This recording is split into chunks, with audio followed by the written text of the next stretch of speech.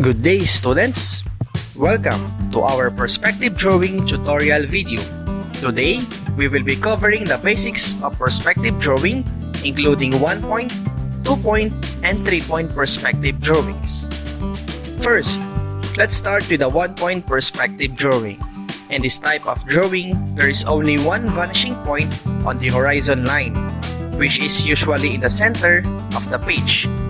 1-point perspective is often used for drawing buildings, interiors, and cityscapes.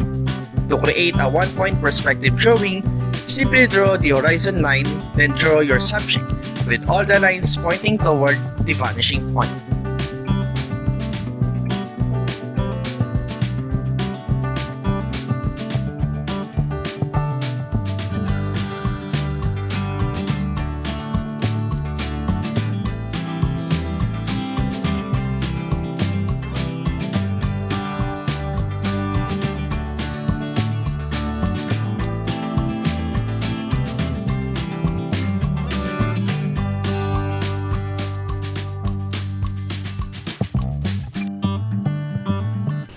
Next, we have 2-point perspective drawing. In this type of drawing, there are two vanishing points on the horizon line, usually on the left and right side of the page.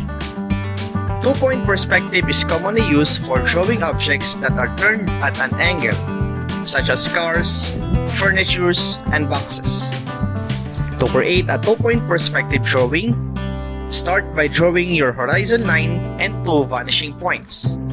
Then, draw your subject with all the vertical lines parallel to each other and pointing toward one of the vanishing points.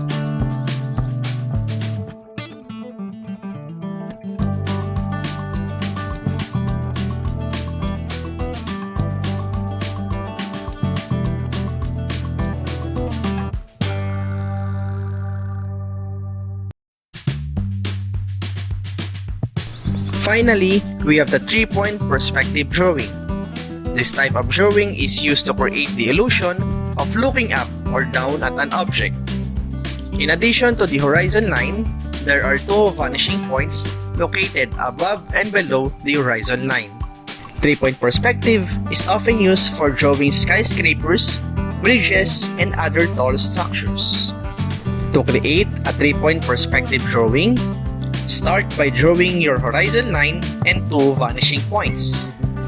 Then, add a third vanishing point either above or below the horizon line, depending on the perspective you want to create.